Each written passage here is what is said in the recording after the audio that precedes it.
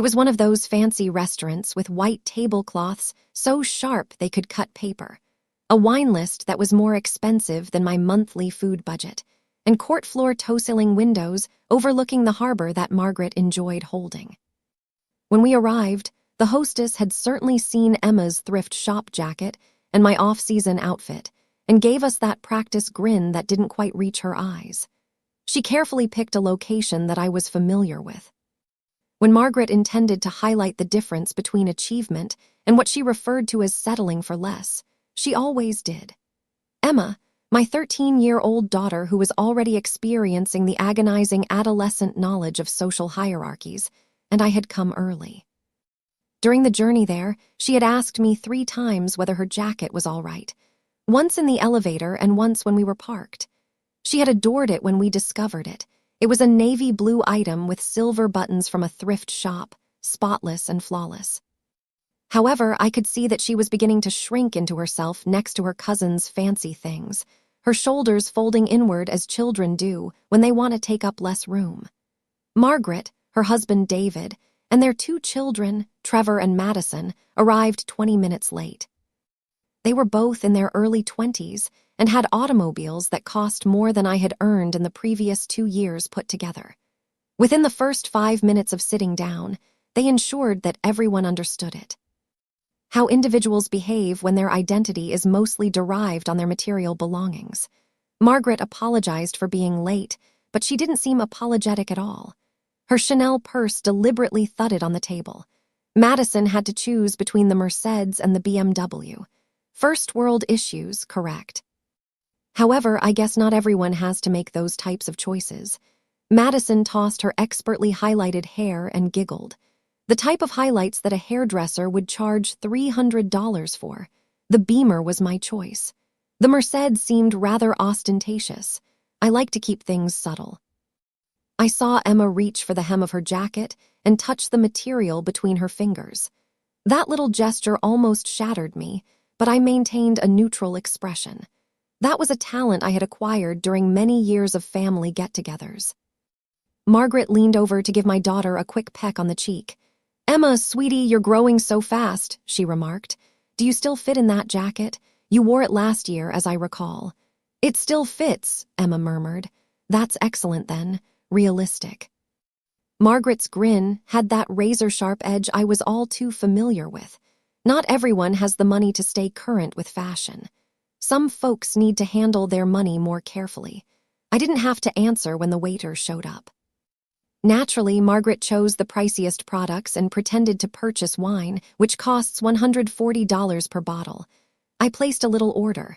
Emma requested the least expensive spaghetti meal and water. Only water. Trevor grinned. "Not even a Coke." Emma responded, "Water's fine." Margaret responded, "Trevor, don't tease your cousin." But her tone betrayed that she thought it was funny. Not everyone has the same opportunities as you. When the dinner came, there was a blissful stillness for a few minutes, interrupted only by the sound of silverware clinking on pricey china. David then began discussing his and Margaret's planned company expansion, a second facility for their boutique consulting firm. He discussed growth trajectories, market penetration, and attracting millennials.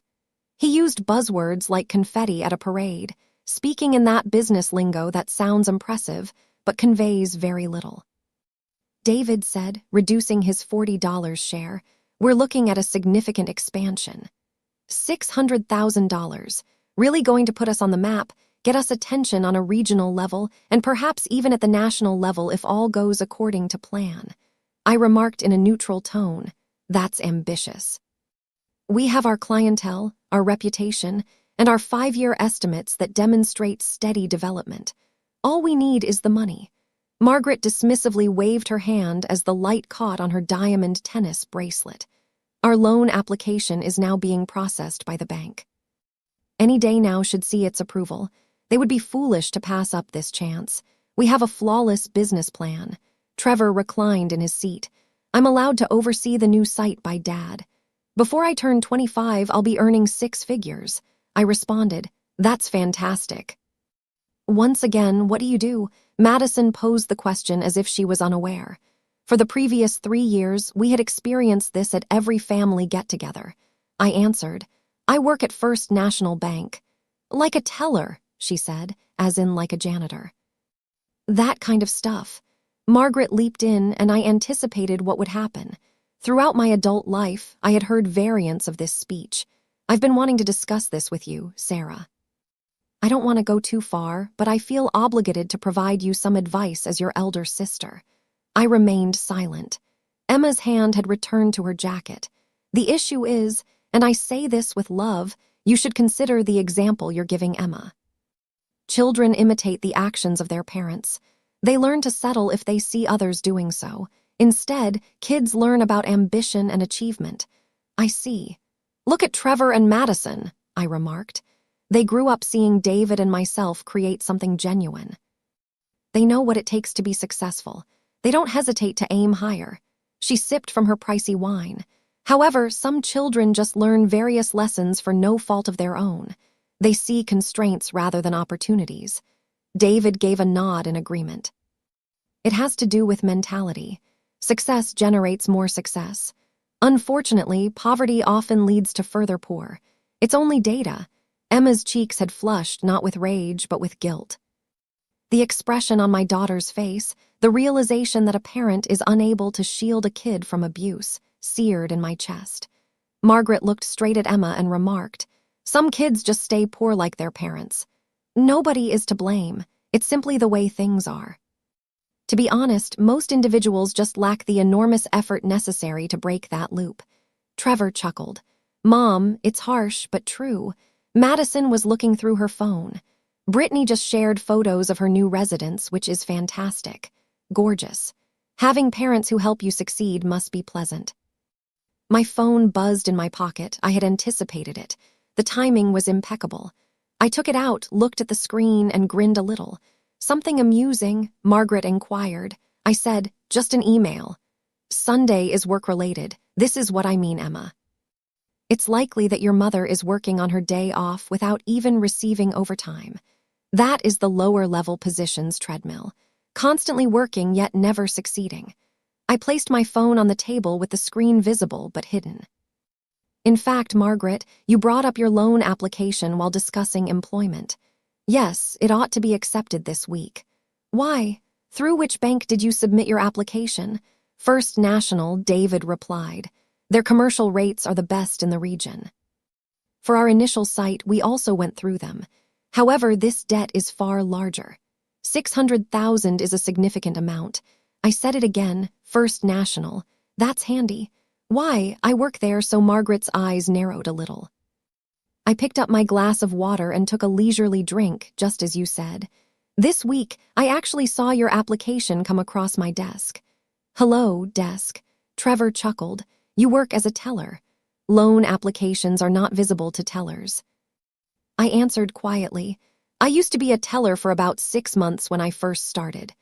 After that, I worked in customer service, loan processing, and assistant management. There was silence at the table. I received a promotion to regional commercial loan manager on Monday. In my area, I am in charge of all company loan applications above $500,000. Margaret caught my attention, including yours. David's face became pale. You're kidding. I'm not. Do you want me to bring it up? I have the app on my phone. I grabbed my phone. 3 weeks ago, D. Winters Consulting Group submitted an application seeking $600,000 for commercial growth. It's undergoing preliminary evaluation right now. Margaret's lips moved back and forth. You never mentioned being promoted. You never inquired about my real employment. You made an assumption. That is not the same. I browsed through my phone because I liked the theatrical aspect of it, not because I had to.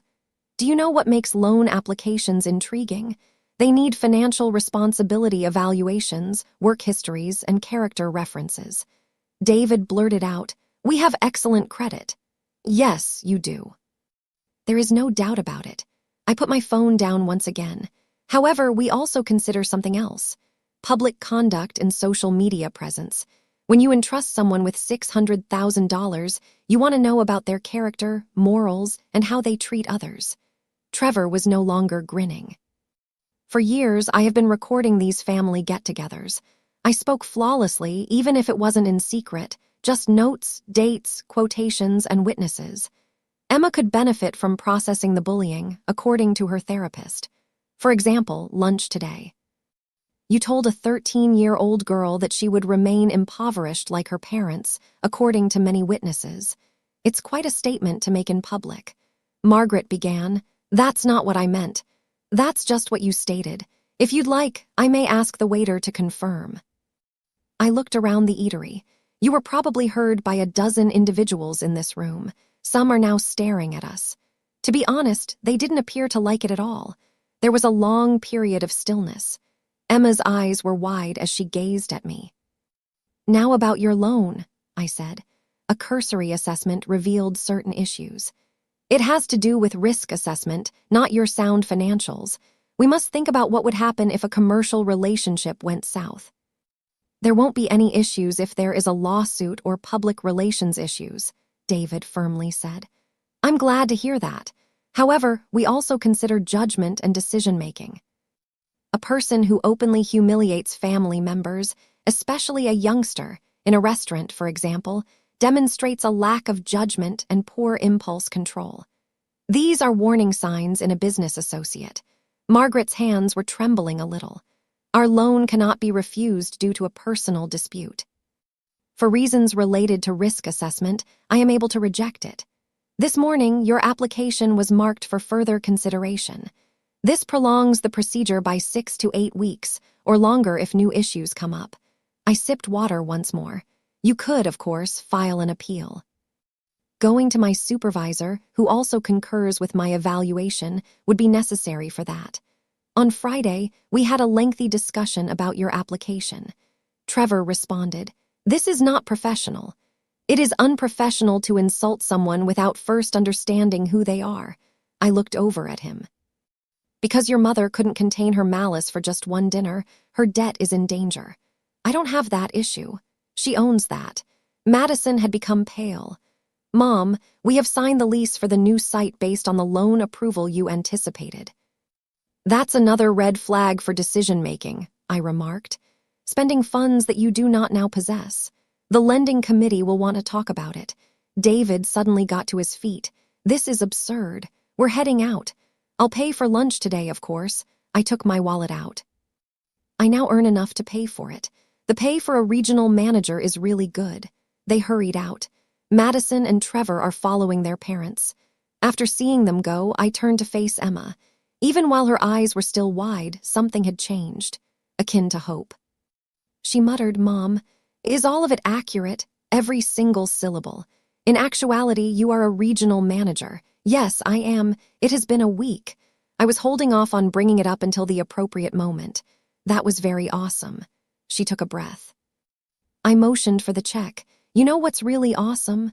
Your coat. That jacket is very adorable. You look fantastic in it, and the fact that we got it for about $12 makes it even better."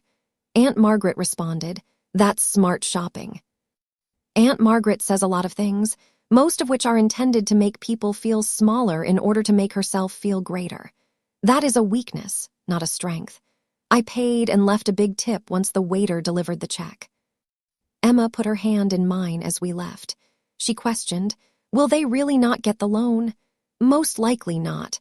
The risk assessment is valid. They are overextended, basing their growth plans on unconfirmed predicted revenue. That's actually a valid reason to deny the loan." I gripped her hand, but I would have discovered that Margaret only made it easier to discern whether she was kind or nasty. In cozy stillness, we drove home. My phone rang that night. Margaret's name appeared on the screen. I left it in voicemail.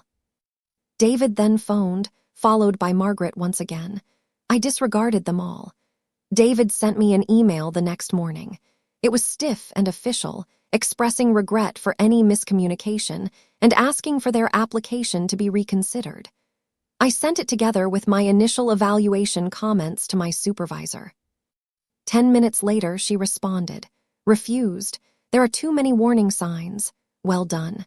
I kept the email a secret from Emma. She didn't have to be aware of every detail. She needed to understand the importance of advocating for oneself. Loud harshness is defeated by the calm dignity. That her mother's work, whatever it was worthwhile. We went thrift store shopping together on Sunday. Emma chose 3 brand new coats, all of which cost less than $20. She proudly wore them. David and Margaret's ambitions to expand did not work out. They were unable to pay the new location's rent without the loan. They were having trouble maintaining even the first location's profitability when I last heard. I refrained from gloating. I didn't have to. Being undervalued, and then demonstrating your true self when it counts may sometimes be the finest kind of retaliation.